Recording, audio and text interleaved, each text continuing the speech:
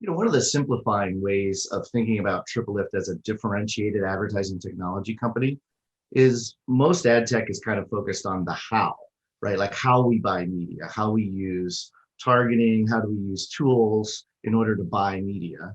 And TripleLift has always been principally interested in the what, right? Like what the form of advertising should look like to provide the best consumer experience in any given media.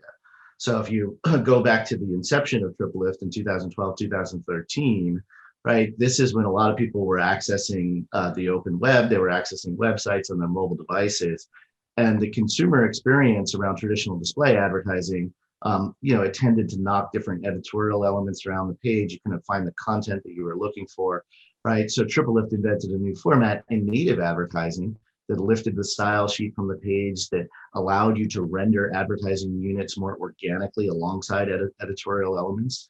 And really what TripleLift has done since the inception of the business focused on native is it's looked one medium after the next with the offering of the branded content offering that we have, branded video, and really figured out what that format should look like. So we turned our gaze towards television in late 2019, really canvassed the value chain, talking to people about what they thought that future format should be. And then we're looking at providing a more integrated, less interruptive experience that we think is responding to consumer trends as we move from a traditional linear television viewing experience to streaming, where consumers are demanding fewer traditional commercials and less interruptive experiences.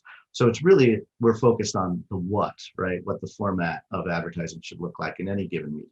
So again, looking at some of the consumer trends and specifically the conversion of audiences that we've seen, particularly during the pandemic, to streaming platforms, we just have to provide a better consumer experience. Obviously, a lot of people are streaming high quality television programming in SVOD environments where there's very little advertising.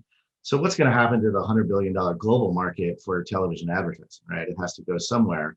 And we're staking a claim that we think it's going to go towards more integrated, less interruptive experiences. So we're investing in a variety of technologies to be able to render those really like high touch integrated marketing elements where networks traditionally have worked with advertisers to integrate their brand into programming. We're providing automation and scale to those types of experiences. And we think providing better yield for publishers, a better consumer experience, and then more opportunities for marketers to be in the stream. So I think there are some companies that are doing essentially like a post-production edit of shows to include brands. There are some other companies that are doing some recognition of what's happening on the stream, like automated content recognition, to be able to do things like track logos. The approach we're taking is not just providing technology to edit the stream, to do a post-production edit of programming. What we're doing is we're building a marketplace.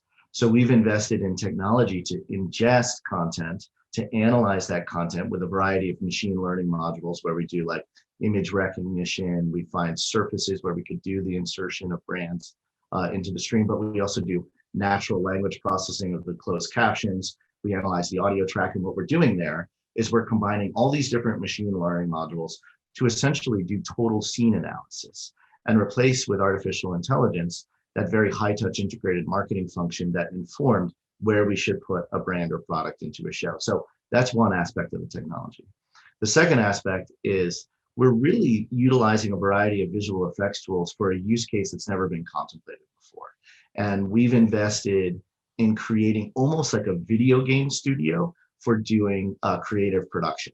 So what we do is we apply the same kind of deep learning analysis to looking at every aspect of a scene and understanding like what the mat construction is and where the lighting source comes from. We've then created a variety of 2D and 3D elements that we can essentially wrap with advertiser assets, which allows us to do this kind of insertion of brands and products into shows without any requirements of the show producers, all in post-production, and allows us to do it at scale.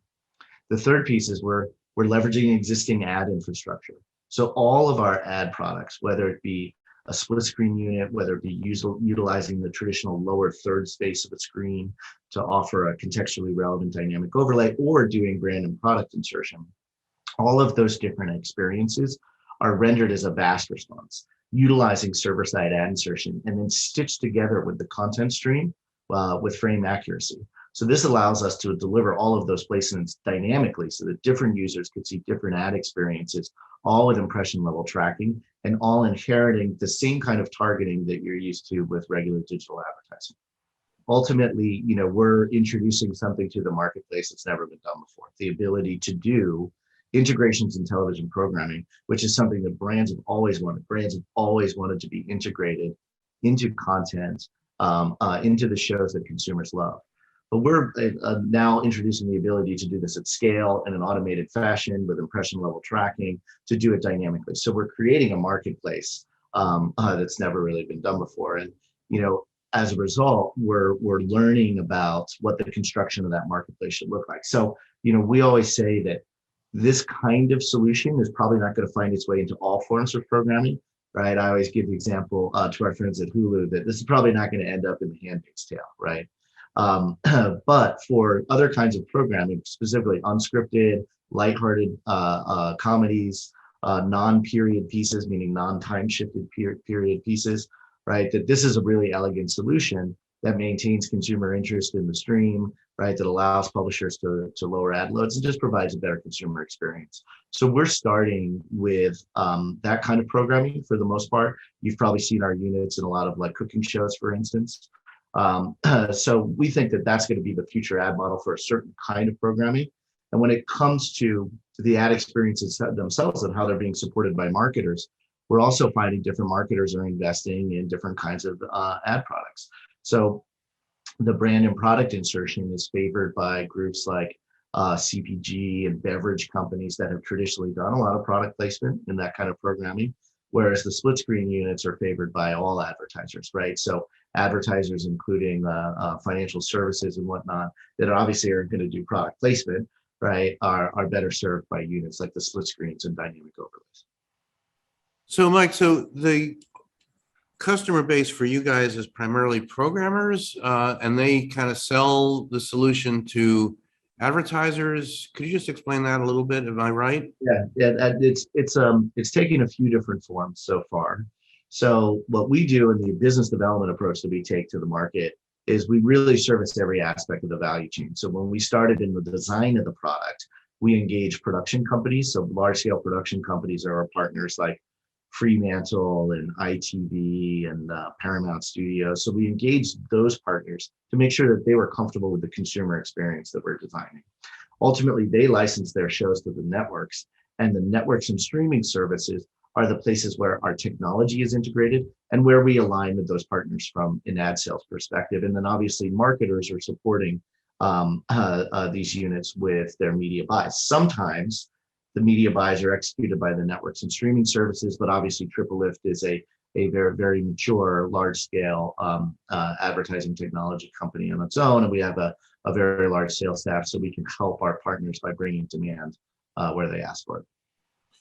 So, Mike, a lot of changes, a lot of expectations, a lot of challenges around particularly the actual success or survival of ad-supported television.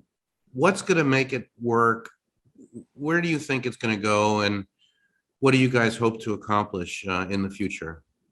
Well, it's a really dynamic time for the industry as a whole. So obviously, the networks and streaming services originally tried to bridge the gap into a streaming universe with things like TV Everywhere applications, which you may remember were behind the authentication wall. That didn't really end up working out. And obviously disruptive players like Netflix and Amazon Prime came in and grabbed a significant amount of viewing time.